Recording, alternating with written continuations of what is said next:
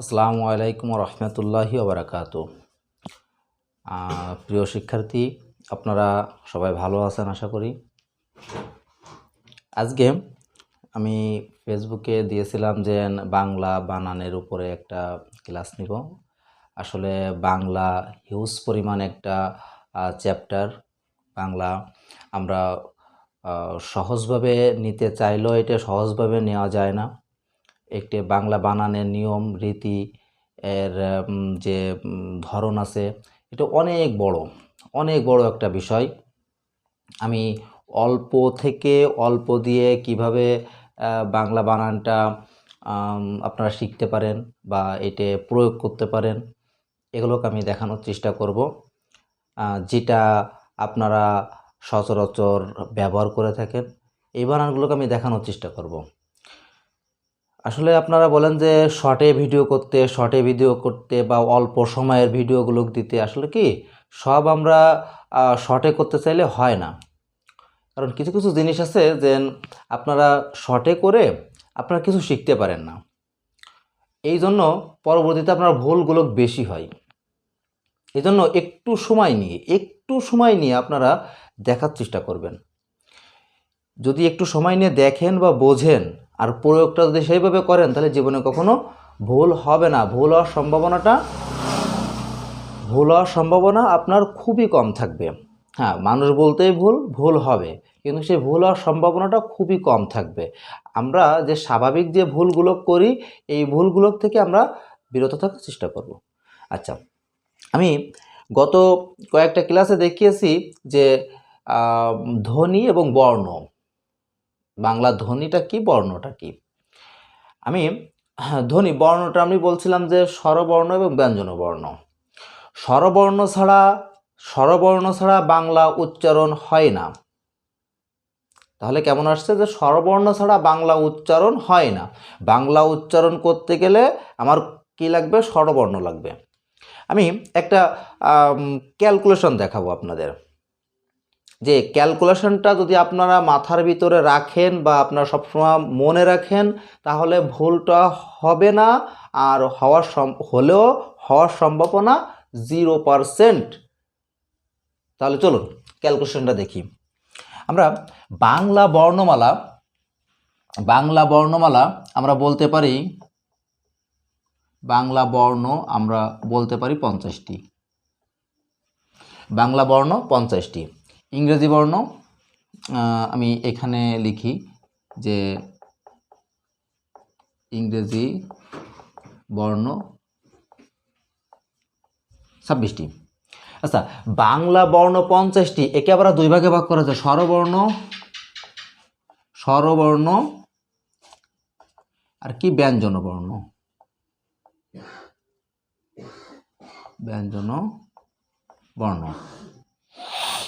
আচ্ছা, ইংরেজিটারও এরকম ভাগ আছে।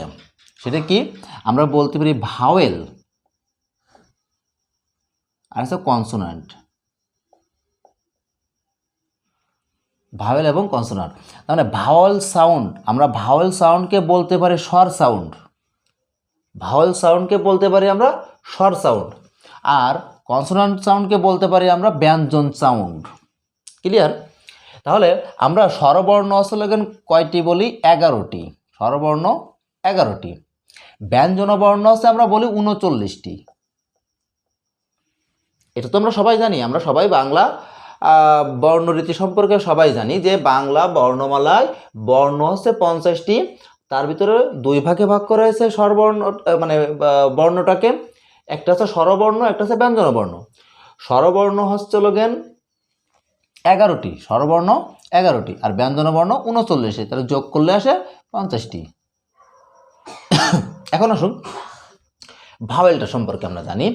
ভাওয়েল হচ্ছে 5টি। আমরা ইংরেজি ব্যাকরণ করার সময় বা ইংরেজি গ্রামার করার সময় আমাদের যে এটা আসে, সেটা আসলে ভাওয়েল এবং কনসোনান্ট সম্পর্কে আমরা জানতে পারি হচ্ছে কখন? যখন আমাদের আর্টিকেলটা করতে হয়। কি করতে হয়? আর্টিকেলটা যখন আমরা করি, তখন আসলে আমরা এই ভাওয়েল এবং কনসোনান্ট নিয়ে আমরা একটু বেশি মাতামাতি করি। কিন্তু আমাদের কি আর্টিকেল করার সময় কি এগুলো লাগবে, নাকি আমাদের অন্য সব ক্ষেত্রে লাগবে? ইংরেজি উচ্চারণ করতে গেলে, বাংলা উচ্চারণ করতে গেলে উচ্চারণ রীতিতে অবশ্যই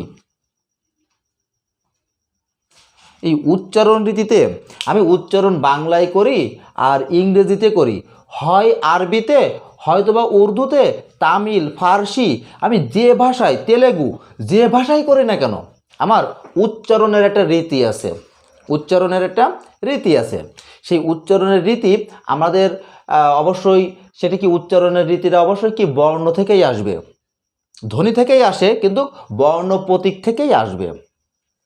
এখন আমরা এই উচ্চারণ রীতিটা আমরা কোথায় ফলো করব? উচ্চারণ রীতিটা আমরা অবশ্যই ফলো করব বর্ণ প্রয়োগের ক্ষেত্রে।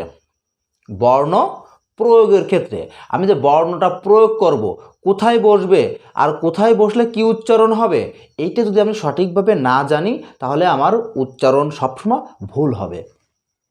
তাহলে চলুন যে আমরা স্বরবর্ণ 11টি এবং ব্যঞ্জনবর্ণ 39টি, মোট 50টি। তাহলে ইংরেজি, আমাদের ইংরেজি বর্ণমালা কতটি? 26টি। বর্ণ হচ্ছে 26টি। এই 26টি আমরা সবাই জানি, বাংলা না জানলেও আমরা সবাই ইংরেজিটা জানি, বাংলা না জানলেও আমরা ইংরেজিটা জানি। কারণ কি, আমাদের বাংলার উপরে গুরুত্ব যদি আমরা নাও দিই তাহলে আমরা ইংরেজির উপরে গুরুত্ব দিই, কারণ যে আমাদের ইংরেজি গ্রামারে আমাদের কি পাশ করতে হবে, তাই না? বাংলা ব্যাকরণে আমরা পাশ করি আর না করি, আমাদের ইংরেজিতে পাশ করতে হবে। এই জন্য আর্টিকেলটা আমরা শিখি। এই আর্টিকেলটা করার সময় আমাদের এই ভাওয়েল কথাটা আসে আর কনসোনেন্ট কথাটা আসে, কিন্তু এইটা না। কিন্তু আমাদের যখন শিশু থাকি বা ছোট থাকি, তখন আমাদের ছোট যখন থাকি তখন আমাদের কি আদর্শলিপি বই পড়ি, তাই না? আদর্শলিপে বাংলা স্বরবর্ণ দেওয়া থাকে, ব্যঞ্জনবর্ণ দেওয়া থাকে, মানে বাংলা বর্ণমালাটা দেওয়া থাকে, আর ইংরেজি বর্ণমালাটাও দেওয়া থাকে।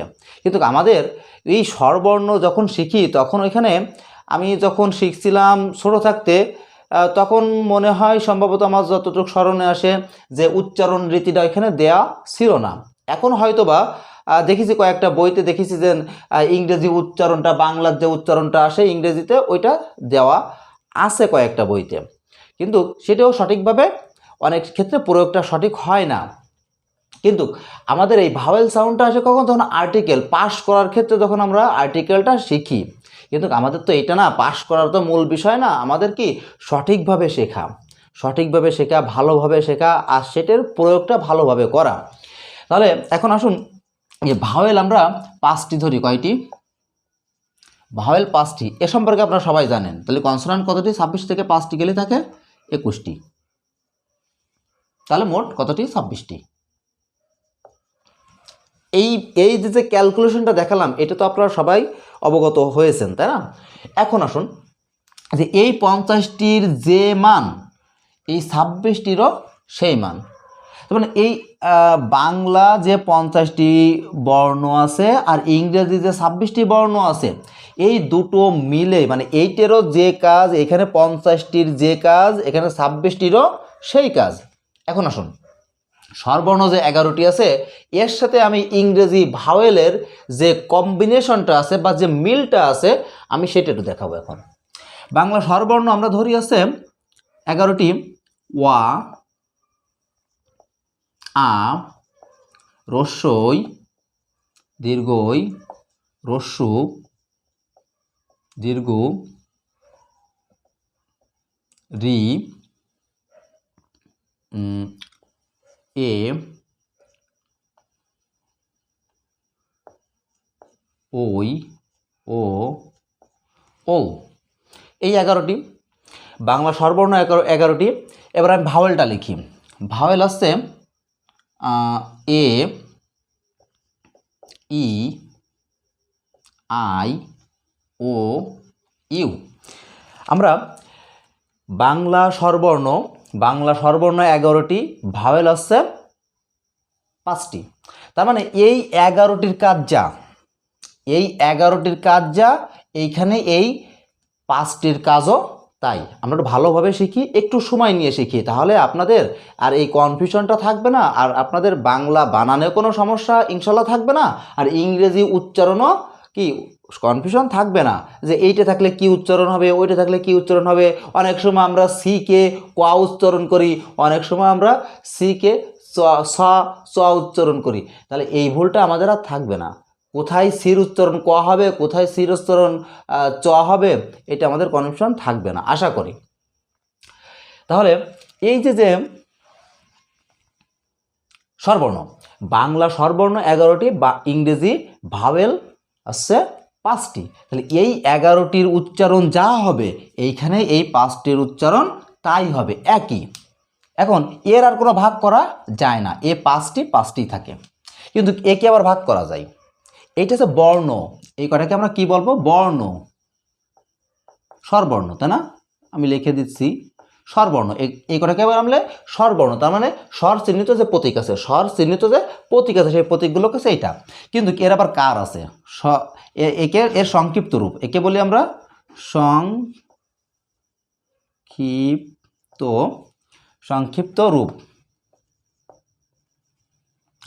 সংক্ষিপ্ত রূপ বলতে পারি এই অ আকারের সংক্ষিপ্ত রূপ নাই, অ নিজেই তার একটা কার। আচ্ছা, ওটা আমি লিখবো না, ওটার কার নাই, আমি লিখবো আকার। আর এই আর সংক্ষিপ্ত রূপ হচ্ছে আকার। রস্যই এর সংক্ষিপ্ত রূপ হচ্ছে রস্যিকার। দীর্ঘই এর সংক্ষিপ্ত রূপ হচ্ছে দীর্ঘিকার। তারপরে রস্যু এর সংক্ষিপ্ত রূপ হচ্ছে রস্যুকার। দীর্ঘ এর সংক্ষিপ্ত রূপ হচ্ছে লগেন দীর্ঘকার। রি এর সংক্ষিপ্ত রূপ হচ্ছে রিকার। এর সংক্ষিপ্ত রূপ হচ্ছে একার। ওই এর সংক্ষিপ্ত রূপ হচ্ছে ওইকার। ওর সংক্ষিপ্ত রূপ হচ্ছে ওকার। ওর সংক্ষিপ্ত রূপ হচ্ছে ঔকার। তাহলে ক্লিয়ার? আমি আর একটু দেখাই, এটা এর মতো হয়ে গেছে, দেখা যাচ্ছে এর মতো, কিন্তু কে না, দীর্ঘকার। এই অ এর সংক্ষিপ্ত রূপ হচ্ছে লাগেন আ এর সংক্ষিপ্ত রূপ হচ্ছে আকার। ক্লিয়ার? রস্যই এর সংক্ষিপ্ত রূপ হচ্ছে রস্যিকার। দীর্ঘই এর সংক্ষিপ্ত রূপ হচ্ছে দীর্ঘিকার। রস্যু এর সংক্ষিপ্ত রূপ হচ্ছে রস্যুকার। দীর্ঘ এর সংক্ষিপ্ত রূপ হচ্ছে দীর্ঘকার। রি এর সংক্ষিপ্ত রূপ হচ্ছে রিকার। এ এর সংক্ষিপ্ত রূপ হচ্ছে একার। আর ওই এর সংক্ষিপ্ত রূপ হচ্ছে ওইকার। ও সংক্ষিপ্ত রূপ হচ্ছে ওকার। আর এর সংক্ষিপ্ত রূপ হচ্ছে ঔকার। ক্লিয়ার?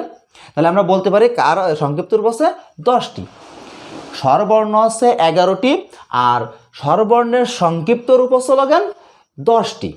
ক্লিয়ার?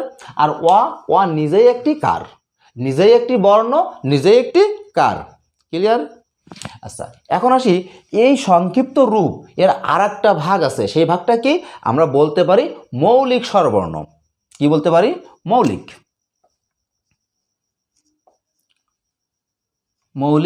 স্বরবর্ণ। এই মৌলিক স্বরবর্ণ কি? আমরা যেটাকে আর ভাঙা যায় না, আমি গত ক্লাসে দেখিয়েছিলাম যে মৌলিক এবং যৌগিকের ভাগটা, সেটা আমি একটু লিখে দিচ্ছি, এখানে বোঝানো আছে, শুধু আপনারা জাস্ট দেখলে বুঝবেন। এখানে একটা মৌলিক স্বরবর্ণ, একটা মৌলিক স্বরবর্ণ, রস্য একটা মৌলিক স্বরবর্ণ, একটা মৌলিক স্বরবর্ণ, আর হচ্ছে একটা মৌলিক স্বরবর্ণ, একটা মৌলিক স্বরবর্ণ। কয়টা আছে? 6টা। আর এই বা এই ক্লিয়ার? এই মৌলিক স্বরবর্ণ কয়টা? এই মৌলিক স্বরবর্ণ তাহলে মোট কত হচ্ছে দেখি আমরা। এইখানে 11টি স্বরবর্ণ, এখানে সংক্ষিপ্ত রূপ 10টা, তাহলে 11 আর 10 হচ্ছে 21, আর এখানে আছে স্লোগান 7টি, তাহলে 21 আর 7 28টি। তাহলে মৌলিক স্বরবর্ণর ভিতরে আমি যে অ্যানালাইসিস করে বা বিশ্লেষণ করে মোট কতটি পাইছি? মোট 28টি। মোট 28টি, মোট 28টি। তাহলে আমি এখন শেষ প্রান্তে এসে বলতে পারি যে এইখানে মৌলিক স্বরবর্ণ, সংক্ষিপ্ত রূপ এবং স্বরবর্ণ এই মিলে 28টি। এই 28টির যে কাজ, এইখানে এই 5টির সেই কাজ। ক্লিয়ার? আমি এখানে ইংরেজি বর্ণমালা যে ভাওয়েল পাইছি, ভাওয়েল পেয়েছি হচ্ছে লগেন আমরা 5টি, আর স্বরবর্ণ পাইছি 11টি। সেই 11টি থেকে কার আসছে? তার আবার মৌলিক স্বরবর্ণ আসছে। এবার যৌগিক বললে আরও আছে, কিন্তু যৌগিকটা আমার প্রয়োজন না, কিন্তু মেন যেটা লাগবে সেটা আছে আমার এই স্বরবর্ণ যে কাজ করবে, এখানে ভাওয়েলটাও সেই কাজ করবে। তাহলে আমি বলতে পারি এইভাবে যে স্বরবর্ণ প্লাস সমান স্বরবর্ণ বর্ণ সমান আছে ভাওয়েল। তার মানে আমার এই স্বরবর্ণর কাজও যা, ভাওয়েলের কাজও তাই। আমরা কি এতটুক বুঝতে পেরেছি? যদি এতটুক আমরা বুঝতে পারি, এই ক্যালকুলেশনটা যদি আমরা বুঝতে পারি, তাহলে আমাদের বাংলা বানানে আর কোনো সমস্যা ইনশাআল্লাহ থাকবে না। এখন হচ্ছে এইটা আমার ক্যালকুলেশনটা কমপ্লিট, এখন হচ্ছে আমার প্রয়োগটা। এখন কি হবে?